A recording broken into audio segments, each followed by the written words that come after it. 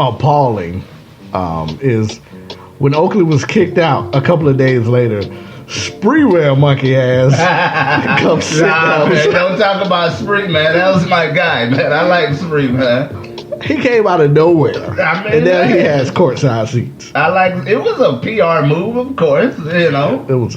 That's what I was. Is PR like the Knicks saying, "Oh, we didn't do anything," and Charles Oakley, "Oh, they're racist." Like, you know, just shut up and just shut up. Let Charles come and watch the damn game. James Dolan, you shut the hell up and stop messing up the Knicks now, and just everybody leave you alone. This is one thing I can agree with the Knicks with. Oakley, you can't be shoving security, man, and like mushing people. You can't do that. Like, you lucky they didn't shoot you. It's Charles Oakley. If he was outside, they would have shot you 25 times and left you for dead. That's what he wants. It's a bad boy. You can't shove cops, man. I know he's not considered an officer. Security guard. He has a plastic badge, okay, that says security officer. Security. Yeah. You still can't mush him. I think it's all to do about nothing. Both of y'all just calm the hell down. Knicks, you suck. Charles Oakley is mad because the Knicks suck. Well, the overall story to me, I'm so happy that they suck because I hate the Knicks. They'll be back one day. One day, as soon as Carmelo leaves. So, I don't even feel like talking about LeBron and his whack-ass playmakers. I do. Discuss it. Well, it's not 2010, Cavs fans. If Darren Williams was that great, he'd still be on the freaking Utah Jazz. Like, what's wrong with you? Like, what's wrong with these Cavs? Like an Andrew Bogut. Like, if he was that good, he'd still be on the Warriors. You're taking all of these trash, scrap heap players, and you're really thinking, like, they got, what's his name? The other Williams. That he was the number 2 pick in the draft. Yeah. He's not the number 2 pick in the draft. The other Williams. Derek Williams. Yeah. He's not the number 2 pick in the draft. That's what we should call him here on out, the other Williams. If he was that good, he'd still be in Minnesota with the number 2 pick that they used to get him. Like, you're collecting scrap heap players and you're expecting a championship, which you won't get. The king is on his knees and he's desperate right now. So he got us effing playmaker though.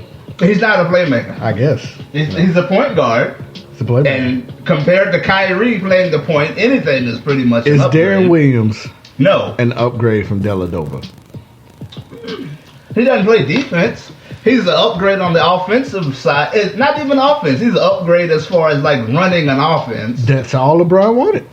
But that's not going to win you no championship, LeBron. It might. A backup point guard? That's what the king wanted. You take away John Paxson and someone else would have hit that shot. You take away Steve Kerr, probably someone else would have hit that shot from Michael. You know, it doesn't make, that big of a difference, a backup point guard, to me. But now, the moment you guys been waiting for, we got the sports out of the way. Let's get to the topic at hand. Guys, you know how we do here at Enough with the BS podcast. Every now and then we like to touch on a little topic that make you think. Make you say, what are them guys talking about? Well, this time, we might make you think twice about passing the collection plate. Now, I know what you guys are probably thinking now, well, where in the hell are they going? This is about to get dark. Yes, it is. It's probably going to piss some of you off. It's probably going to make some of you think. Might make some of you leave a church. Don't thank us for that. Don't blame us for that. But Jay, man, like, other than your parents, who is the one person you should be able to trust more than anybody? Your pastor. Your pastor. Now, how would you feel if you found out he was stealing from you? Be very angry. And very well should.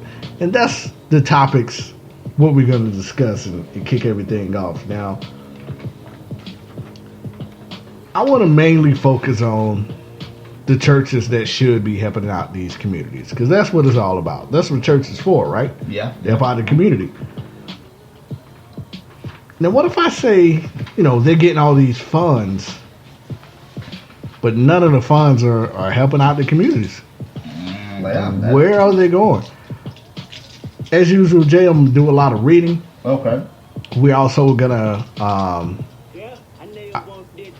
oh, Kendrick, Oh. where'd that come from? Thought this was an instrumental. Oh. Sorry, kids. But, back to it. I actually interviewed Jay, a secretary at a big time church here in the upstate. Okay. I'm not going to name the church. I'm not going to name the secretary. And also, we're going to try to reach out to a up and coming pastor in the upstate, Lorenzo Powers. Okay. So, but let's get into the stats. Cut me off at any time, Jay, if you Okay. got any questions. Now, since 2009, 420 billion has been donated to black churches. Mm. But have you seen any type of return in investment? Nah. Me either. There seems to be something missing, you know? There's a problem, but the main problem is trying to find out how can we solve the problem. Okay. Because everything is so hitting with these churches, man.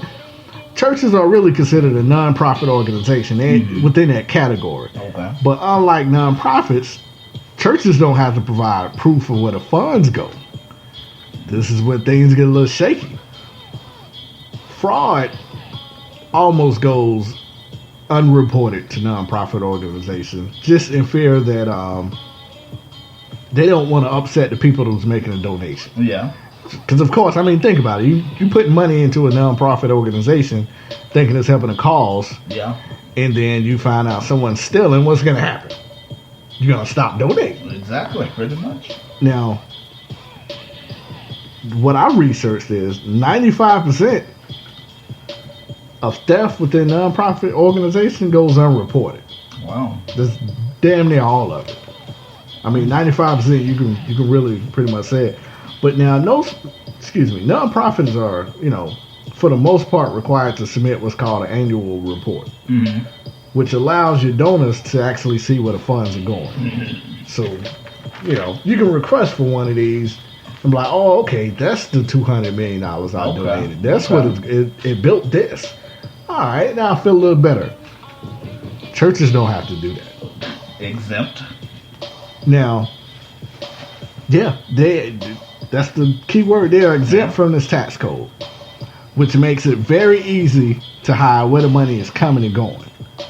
Now, they can go ahead and, Pastor Burgundy can buy a brand new Benz and say it came from Tide, and it ain't nothing me and you can really do about it. Okay. So the question is, Jay, how can you catch them? You can't. Well, I mean, for me, you think it'd be common sense when your pastor pulls up in his S-Class Benz that your money's probably going to somewhere it probably shouldn't be going. But, again, no brainwashing action going on there, and then no one cares. Yeah, and it's like... And it's another thing, like people that are like, I guess, well, I wouldn't say everybody. Some people that are heavy into the church, they're proud of their pastor. If Absolutely. their pastor is in a Benz, they're like, that's my pastor in that Benz. That's my pastor in that BMW 745. They proud of, like me, I would be like, why is he driving a Benz? And I'm late on my rent.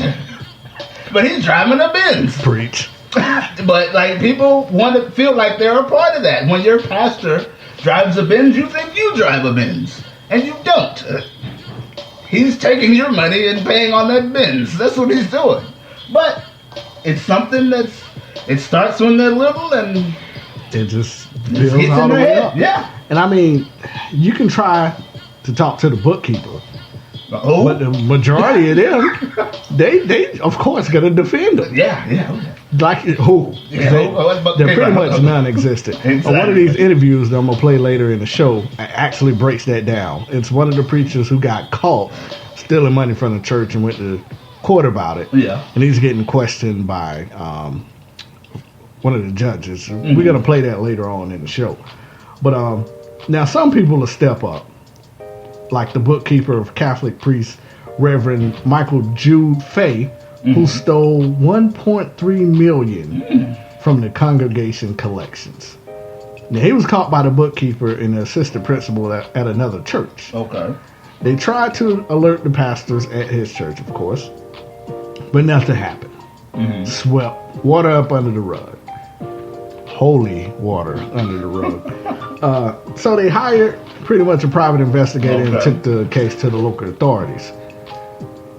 But Jay, guess what happened next? What happened? They were forced to resign for snitching. Wow. It's kicked out of the church. Huh? Church kicked them out. Jesus Both doesn't of them. want you here. Oh. Now, another study I found out, according to the Huffington Post, dating back to 1980, Jay, 37 of the $594 billion given to churches in donations was stolen. Stolen, huh? $37 billion $37 billion. was stolen. Peep this though, compared to the $32 billion used on a mission to spread the word. So they stole $5 billion more dollars than what churches use to help spread the word of Wow. Jesus. So that's more profitable than just giving it to the people who really need it. Where's the money going, guys? Well, we know where it's going. It's going in somebody's pockets. All I'm saying is, I'm not saying not to donate, not to tithe. I know that's in the Bible. To someone like me, who second guesses, and I'm seeing my pastor walking around, balling. I'm like, where's all this money going? And then I'm looking at my church maybe falling apart. Yeah.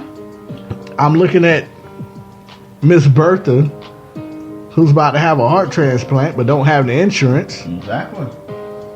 But she Where's paid her all this tithes. money going?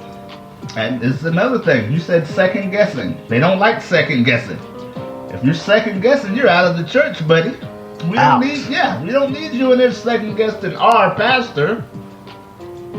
And you're out. They don't like that. Now, before I bring in Renzo, Jay, like I was saying earlier, I was actually granted an interview with a secretary of a big church here in the upstate. Now, fear of getting fired or ruining the reputation of the preachers, she wanted to remain unnamed and unrecorded, and I granted that for her. But I asked her 3 questions. These are the 3 answers I got. Let's pause the music for a second, because I want the people to hear this, because this is important. This is a real live Sounds like, interview. with a elevator secretary. music. Was that Kendrick Lamar? This sounded like Yeah, elevator. I don't know what's up with Kendrick. Okay. So these Go are the ahead. questions I have. Have you seen funds from the church used for personal activity? I went for the juggler straight out. Yes. Yes. I've seen him buy clothes for him and his family. Designer clothes, by the way. Jewelry and shoes. That was her answer. Number 2, I asked the common sense question. Why haven't you said anything? Her answer. I didn't want to ruin his reputation. He really is a great man. I don't want people looking at him differently. I know it's wrong, and I watched him steal from the church for at least the last 10 years. But I just can't ruin this church, and he's such a nice guy. Yeah. Nice guy and stealing don't go in the same sentence, but Our third question was a very Tyler-like question. I asked you, well, what you think Jesus would say? what would Jesus do? Her answer? Silence. Wow. Cut the music back on. All right. I'm gonna skip this song here. So that's a problem right now, man. And I'm pretty sure she's helping them with the book. She's the bookkeeper. She's the secretary. She admitted, Jay, to watching this guy steal from the church. And I mean, this is a big-time church here in the upstate. And I'm not saying it's Greenville County. I'm not saying it's Anderson. It's not saying it's Spartanburg. Just know it is the upstate. And I did talk to the secretary of the church. And she did tell me with her own one mouth, Two lips. There you go. that he stole. And not only did she see him stealing once, but it's been for the past 10 years. Yeah. 10 years, Jay. And that's why I just don't go. Like, I know you said